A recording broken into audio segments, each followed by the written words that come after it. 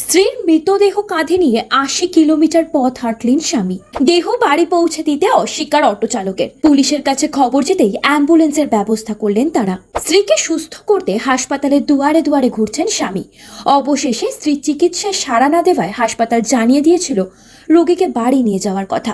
তারপর নির্দেশ শুনে অসুস্থ স্ত্রীকে হাসপাতাল থেকে অটোয় চাপিয়ে বাড়ি নিয়ে যাচ্ছিলেন বছর ৩৫-এর সামুলু পাঙ্গি। কিন্তু কিছুটা পথ যেতেই শেষ নিঃশ্বাস ত্যাগ করেন স্ত্রী। আর তারপরই ঘটে অমানবিক এক ঘটনা। মহিলার মৃত্যুর পরে অটো চালক জানিয়ে দেন তিনি আর যেতে পারবেন না। অগত্যা স্ত্রীর দেহ কাঁধে নিয়ে ৮০ কিলোমিটার পথ পাড়ি দেন সামুলু।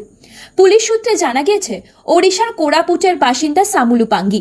অসুস্থ স্ত্রীর চিকিৎসার জন্যই তাকে নিয়ে অন্ধ্রপ্রদেশ আসেন সামুলু।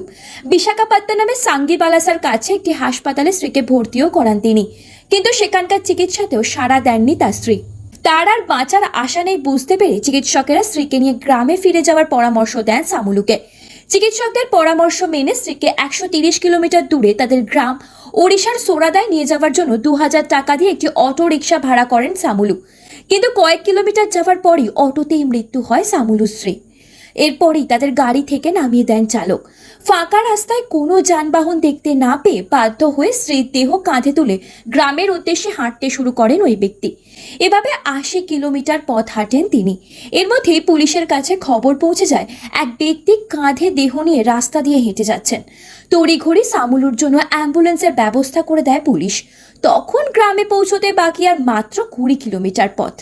না, এই ঘটনা প্রথম নয়। ২০১৬ সালের এমনই এক ঘটনা গোটা দেশকে নাড়িয়ে দিয়েছিল।